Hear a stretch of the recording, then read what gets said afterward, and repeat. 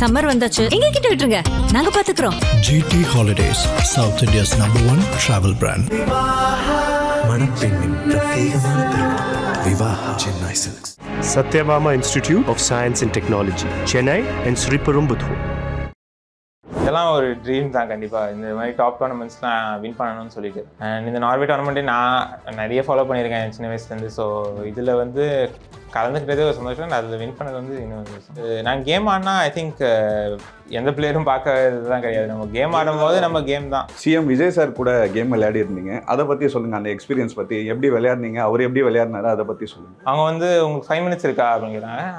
கண்டிப்பாக இருக்குது, 5 minutes game விளையாடலாமா அப்படிங்கிறாங்க. விளையாடலாம் சார் அப்படின்னா. அவங்க உடனே உள்ளே போர்டு வச்சுருந்தாங்க, அவங்களே எடுத்துகிட்டு வந்திருந்தாங்களா எனக்கு தெரியல. அவங்க போர்டு எடுத்துகிட்டு சொன்னாங்க. அவங்க டேபிள்லேயே செட்டப் பண்ணுவோம், டக்குன்னு செட்டப் பண்ணிட்டு விளையாண்டோம். அண்ட் அவங்க திங்க் பண்ணி கால்குலேட் பண்ணி தான் விளையாடிட்டு இருந்தாங்க. ஸோ அது வந்து இன்ட்ரெஸ்டிங்காக இருந்துச்சு. லைக் அவங்க கேட்டேன், அப்போ வந்து நான் ஃப்ரெண்ட்ஸோட ஃப்ரீ டைமில் பேர் விளையாடுவேன் அப்படின்னு. நான் மூவ் பண்ணால் லைக் அவங்க மூவ் பண்ணால் நான் என்ன மூவ் பண்ணுவேன் அப்படிலாம் யோசிச்சு விளையாடுறாங்க. ஸோ அது வந்து பார்க்கறதுக்கு இன்ட்ரெஸ்டிங்காக இருந்துச்சு. ஸ்டேட்டோட சீஃப் மினிஸ்டர் வந்து ஒரு கேமில் இன்ட்ரெஸ்டடாக இருக்காங்க, அதுவும் நம்ம ஆடுற கேமில் இன்ட்ரெஸ்டாக இருக்காங்கன்னா அது கண்டிப்பாக ஒரு எக்ஸைட்டிங்கான ஃபீலிங் தான். லைக் ஒரு மூவ் வச்சாங்க, நான் அவங்க பீஸை கேப்சர் பண்ணுற மாதிரி இருந்துச்சு. அவங்க அதை லைக் ஆன்டிசிபேட் பண்ணாங்க, நான் அதை கேப்சர் பண்ணுவேன்னு சொல்லிட்டு. ஸோ அது வந்து இன்னும் கொஞ்சம் இன்ட்ரெஸ்டிங்காக இருந்துச்சு. ஒரு 50 lakhs வந்து உங்களுக்கு ப்ரைஸ் அமௌண்ட்டாக கொடுத்துருந்தாங்க இல்லையா, அது எப்படி இருந்துச்சு உங்களுக்கு? என்ன பண்ணலான்னு ஐடியா இருக்குங்க? ட்ரைனிங் நிறைய பண்ணிகிட்டே இருக்கணும், டெய்லியும் பண்ணிகிட்டே இருக்கணும். ஏன்னா அகைன் இது வந்து நமக்கு தெரியாது, நம்ம செஸ் என்ன சின்ன போர்டில் ஆடுறாங்க, இது என்ன ட்ரைனிங் இருக்கும் அப்படின்னு. பட் நிறைய பண்ணிகிட்டே இருக்கணும். இந்த வீட்டில் எவ்வளோ நாளாக இருக்கீங்க? நான் பிறந்ததே இந்த வீட்டில் தான். இந்த வீட்டில் தான் 21 இயர்ஸாக இருக்காங்க. நீங்கள் நார்வே போயிட்டு ஒரு ஃபர்ஸ்ட் இந்தியன் சாம்பியன்ஷிப் ஆனாலுமே இதே வீட்டில் சிம்பிளாகவே இருக்கீங்களா? இந்த வீட்டில் ஏன் வீடு மாற்றணுன்ற ஒரு இது இல்லையா உங்களுக்கு? இவன் எல்லாமே இங்கே தான் இருந்தபோது, ஸோ மேபி மாறும்போது கண்டிப்பாக அந்த ஒரு ஃபீலிங் இருக்கும். அது அப்போ எவ்வளோ பெரிய ஆள் ஆனாலும், நம்ம வேர்ல்டு சாம்பியன் ஆனாலும் இந்த வீடு நமக்கு ஸ்பெஷல், இந்த வீட்டிலே இருக்கலான்ற ஒரு ஐடியாவில் இருக்கீங்க. இப்போ நம்ம கேம்ஸ் விளையாடுறோம், நம்ம அப்பா அம்மா எவ்வளோ சப்போர்ட்டிவாக இருக்காங்க. அம்மா அவங்க எப்போவுமே உங்கள் கூட ட்ராவல் பண்ணுறாங்க இல்லையா, அவங்கள பற்றி சொல்லுங்கள். அம்மா பற்றி கண்டிப்பாக அப்பா அம்மா சப்போர்ட் இல்லாமல் இவ்வளோ தூரம் வர முடியாது. அவங்க சப்போர்ட்னால தான் இம்பார்ட்டன்ட். நிறைய சாக்ரிஃபைஸ் இருக்குது. ஸோ அவங்க சப்போர்ட் இல்லாமல் இவ்வளோ தூரம் வரவே முடியாது. வணக்கம், எப்படி இருக்கீங்க? நல்லா இருக்கு. நார்வே செஸ் டோர்னமெண்ட்டில் ஃபஸ்ட்டு இந்தியனா வின் பண்ணியிருக்கீங்க. இந்த வெற்றி எப்படி இருக்குன்றதை பற்றி சொல்லுங்கள். சந்தோஷமாக இருக்குது. இது ஒரு இம்பார்ட்டன்ட் டோர்னமெண்ட். ஸோ இதில் வின் பண்ணது வந்து சந்தோஷமாக இருக்குது. அண்ட் இதில் வந்து நிறைய லைக் இந்த எதுவும் கடைசியில் ஒரு 6 rounds முடிவில் கடைசி பிளேஸ் தானே. ஸோ அது வந்து மறுபடியும் ஜெயிக்கிறது வந்து அது ஒரு ஸ்பெஷலான இதுதான். நீங்கள் எதிர்பார்த்தீங்களா நம்ம வின் பண்ணுவோன்னு?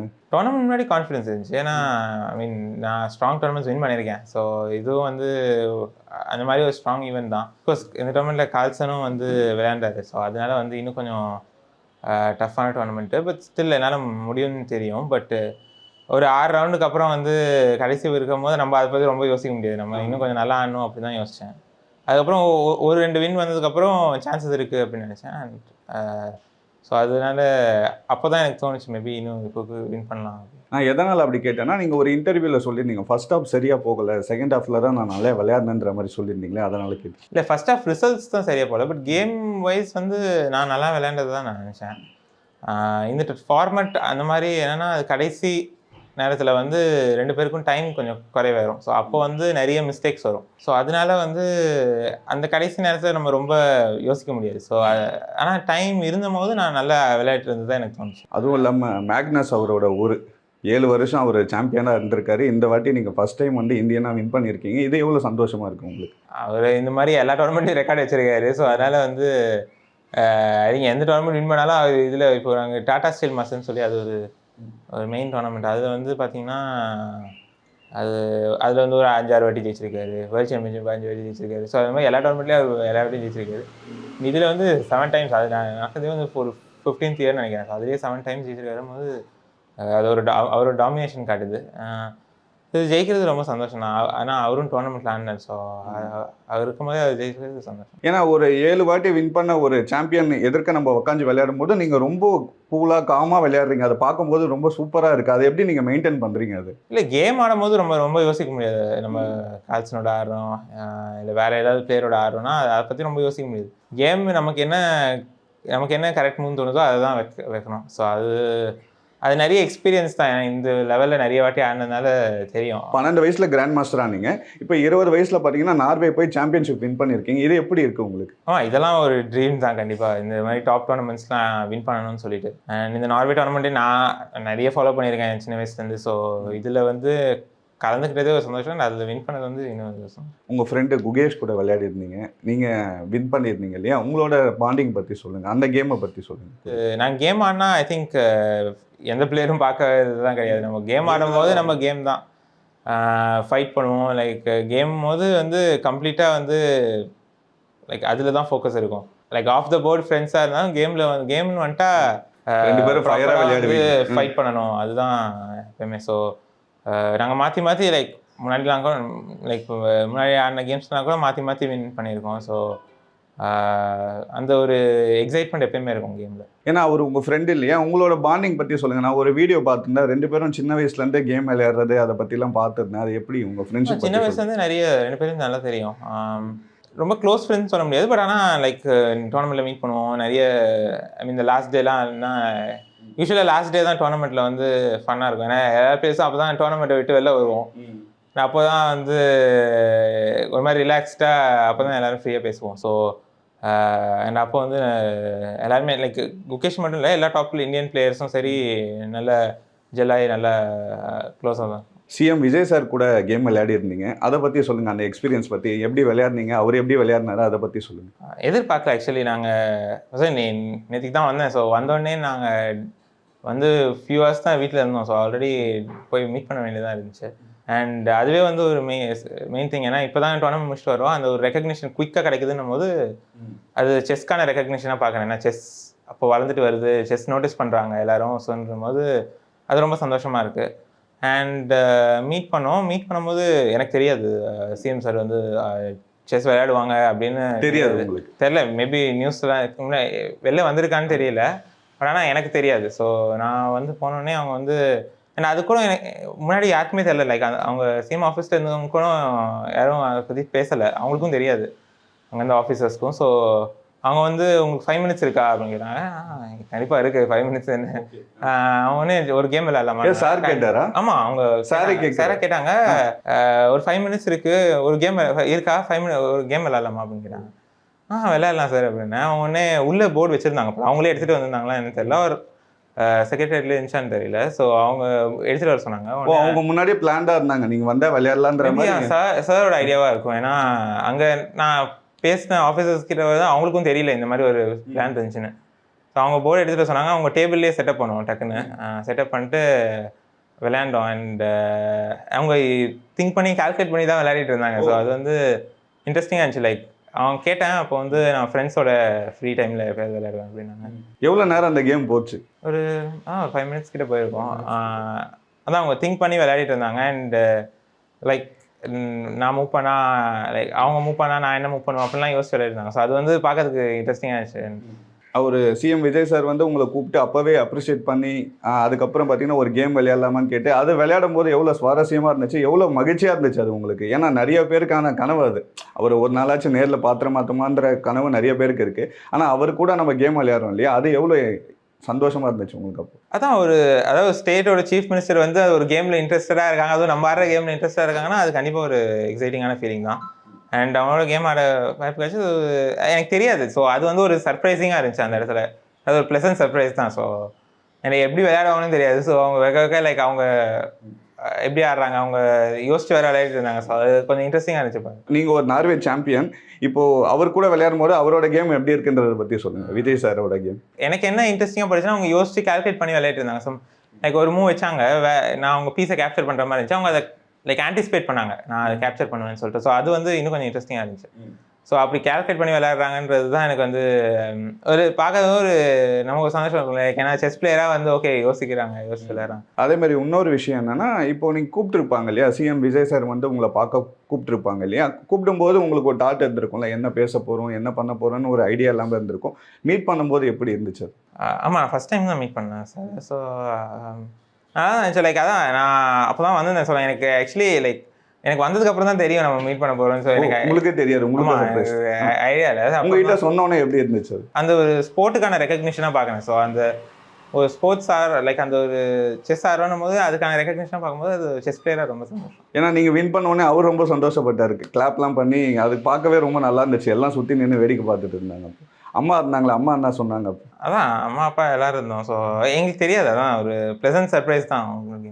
கிரிக்கெட்டில் பார்த்தீங்கன்னா நம்ம தமிழ்நாட்டு பிளேயர் அதிகமாக வர முடியலன்ற ஒரு வருத்தம் எல்லாருக்குமே இருக்கும். ஆனால் செஸ்ஸில் பார்த்தீங்கன்னா நம்ம தமிழ்நாட்டு பிளேயர்ஸ் நிறைய பேர் இருக்காங்க. நீங்களாம் பார்த்தீங்கன்னா நார்வே போயிட்டு ஃபஸ்ட்டு இந்தியனா வின் பண்ணியிருக்கீங்க.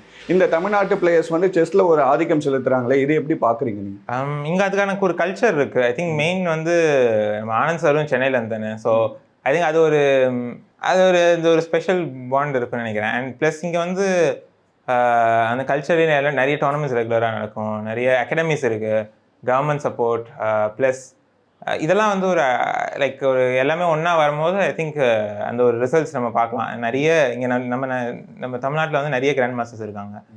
ஸோ நிறைய லைக் அந்த ஒரு ஈகோ சிஸ்டம் கரெக்டாக இருக்குது. அண்ட் ஆனால் இப்போ பார்த்தீங்கன்னா இந்தியாவிலே வந்து எல்லா இடத்துலையும் வந்து செஸ் வந்து வளர்ந்துட்டு வருது, நிறைய பிளேயர்ஸ் வராங்க.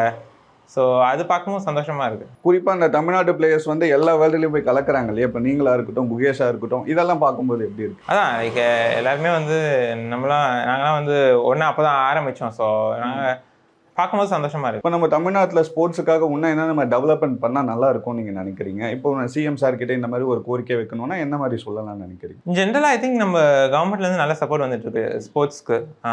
செஸ்க்கு ஸ்பெஷலி வந்து நிறைய சப்போர்ட். இப்போ ஃபார் எக்ஸாம்பிள் அந்த எஸ்ஜியோட எலைட் ஸ்கீம்லலாம் கூட நான் இருக்கேன். ஸோ அது மூலயமா சப்போர்ட், ட்ரைனிங்க்கு, டோர்னமெண்ட்ஸ் எல்லாம் இருக்குது. ஸோ இதுக்கெல்லாம் வந்து சப்போர்ட் டாப் பிளேயர்ஸ் லைக் நம்ம தமிழ்நாட்டில் இருக்க எல்லா ஸ்போர்ட்ஸ்க்கும் சப்போர்ட் போகுது. ஸோ ஐ மீன் இந்த ரெகக்னிஷன் பார்க்கும்போது ரொம்ப சந்தோஷமாக இருக்குது. ஒரு 50 lakhs வந்து உங்களுக்கு ப்ரைஸ் அமௌண்ட்டாக கொடுத்துருந்தாங்க இல்லையா? அது எப்படி இருந்துருக்கு உங்களுக்கு? என்ன பண்ணலான்னு ஐடியா இருக்கீங்க? ஓகே, மணி பற்றி நான் ரொம்ப யோசிக்க மாட்டேன்.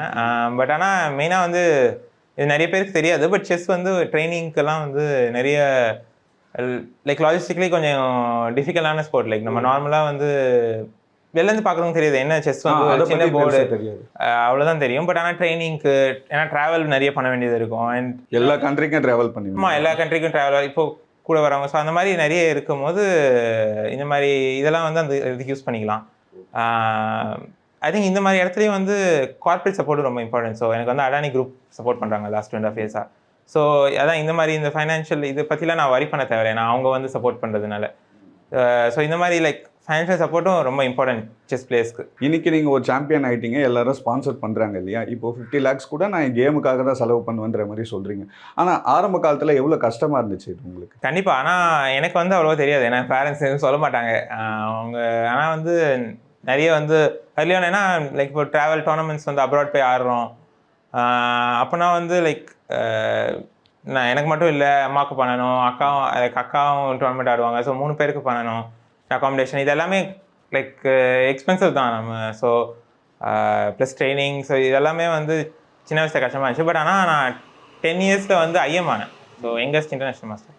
ஸோ அப்போ வந்து ராம்கோ குரூப் வந்து சப்போர்ட் பண்ண ஆரம்பித்தாங்க. ஸோ அவங்க வந்து தொடர்ந்து பண்ணிக்கிட்டே இருந்தாங்க. லைக் ஒரு ஆல்மோஸ்ட் ஒரு 8-9 years இப்போ ரீசெண்டாக வரைக்கும் கூட பண்ணிட்டு இருந்தாங்க. ஸோ அது வந்து ரொம்ப இம்பார்ட்டண்ட். ஏன்னா இந்த மாதிரி சப்போர்ட் அந்த ரைட் டைமில் வரும்போது தான் வந்து நமக்கு அந்த எந்த பிரச்சனை இருக்காது, நம்ம செஸ்ட்டில் ஃபோக்கஸ் பண்ணிட்டு. அம்மா அப்பாலாம் உங்களுக்கு எவ்வளோ சப்போர்ட் பண்ணுவாங்க? சின்ன வயசில் உங்களுக்கு சின்ன சின்ன கஷ்டங்கள் பற்றிலாம் சொல்லியிருக்காங்களா? ஒரு கேமுக்கு போனோன்னா இவ்வளோ செலவாகும்பா, கடன் வாங்குறது, இதை பற்றிலாம் உங்ககிட்ட சொல்லியிருக்கேன்? இல்லை, அதை பற்றிலாம் எனக்கு எதுவும் தெரியாது. ஏன்னா ரொம்ப சின்ன வயசாக இருக்கும்போது சொன்னதே இல்லை. பட் நம்ம ஆட லைக் கொஞ்சம் வளர தான் நமக்கே தெரியுது. நமக்கு தெரியும் போது அது எப்படி இருந்துச்சு உங்களுக்கு? ஏன்னா நம்ம இவ்வளோ ஸ்ட்ரகிள் பண்ணி தான் நம்ம இந்த கேம் விளையாடுறோம், இந்த கேம் நமக்கு எவ்வளோ முக்கியன்றது அப்போ உங்களுக்கு தெரியும் இல்லையா? ஆமாம், கண்டிப்பாக. பட் ஆனால் நான் எனக்கு தெரிய ஆரம்பிக்கும் போதே கொஞ்சம் ஸ்பான்சர் இருந்ததுனால ஸோ அந்த ஒரு ஃபீலிங் வந்து கம்மியாக தான் இருந்துச்சு அது.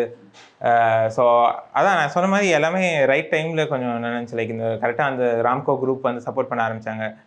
ஸோ அந்த கரெக்ட் டைமில் அந்த ஒரு ப்ரெஷர் ஈஸ் அவுட் ஆச்சு. ஸோ ஐ திங்க் ஐ மீன் எல்லாத்துக்குமே வந்து ஐ திங்க் கடவுளுக்கு தான் நான் சொன்னேன். ஏன்னா அந்த ரைட் டைமில் எல்லாமே நடந்துச்சு. ஸோ சுற்றி இருக்கவங்க சப்போர்ட்னால தான் மெயினாக. ஒரு நாளைக்கு எவ்வளோ நேரம் கேம் விளையாடுவீங்க? நான் அம்மா கிட்ட லாஸ்ட் டைம் இன்டர்வியூ எடுக்கும்போது சொன்னாங்க, அக்காவும் சரி தம்பியும் சரி நிறைய கேம் விளையாடிட்டே இருப்பாங்க, நிறைய ப்ராக்டிஸ் பண்ணிகிட்டே இருப்பாங்கன்ற மாதிரிலாம் சொன்னாங்க. ஆமாம், ட்ரைனிங் நிறைய பண்ணிகிட்டே இருக்கணும், டெய்லியும் பண்ணிகிட்டே இருக்கணும். ஏன்னா அகைன் இது வந்து நமக்கு தெரியாது, நம்ம செஸ் என்ன சின்ன போர்டில் ஆடுறாங்க, இது என்ன ட்ரைனிங் இருக்கும் அப்படின்னு. பட் நிறைய பண்ணிகிட்டே இருக்கணும், புது விஷயமாக கற்றுக்கிட்டே இருக்கணும். அண்ட் நம்ம இருக்கிற ஸ்கில்ஸும் இன்னும் வளர்த்துக்கிட்டே போகணும். அண்ட் இருக்கிற நல்லா பண்ணுற ஸ்கில்ஸும் அது ஷார்ப்பாகவே இருந்துகிட்டே இருக்கணும். ஸோ அதனால் நிறைய ட்ரைனிங் பண்ணிக்கிட்டே இருப்போம், டெய்லியுமே இருக்கும். ஸோ ஒரு 6-7 hours ஈஸிலி. இந்த வீட்டில் எவ்வளோ நாளாக இருக்கீங்க? நான் பிறந்ததே இந்த வீட்டில் தான். இந்த வீட்டில் தான். ஸோ 21 இயர்ஸாக இருக்காங்க. ஸோ நான் வந்து 1 year. இந்த வீடு எவ்வளோ ஸ்பெஷல் உங்களுக்கு? சின்ன வயசுலேருந்து இந்த வீட்டில் இருக்கீங்க இல்லையா? இந்த வீட்டை பற்றி சொல்லுங்கள். நிறைய நினைவுகள் இருக்கும் இல்லையா? இன்றைக்கி நீங்கள் நார்வே போயிட்டு ஒரு ஃபஸ்ட் இந்தியன் சாம்பியன்ஷிப் ஆனாலுமே இதே வீட்டில் சிம்பிளாகவே இருக்கீங்களே இந்த வீட்டில். ஏன் வீடு மாற்றணுன்ற ஒரு இது இல்லையா உங்களுக்கு? இல்லை, கண்டிப்பாக மாறுவோம். ஸோ சம் பாயிண்ட் அதெல்லாம் வந்து நடக்கும் தான். பட் நான் இந்த வீட்டில் வந்து நான் பிறந்ததே இங்கே தான். ஸோ இங்கே எல்லாமே இங்கே தான் இருந்தபோது ஸோ மேபி மாறும்போது கண்டிப்பாக அந்த ஒரு ஃபீலிங் இருக்கும்.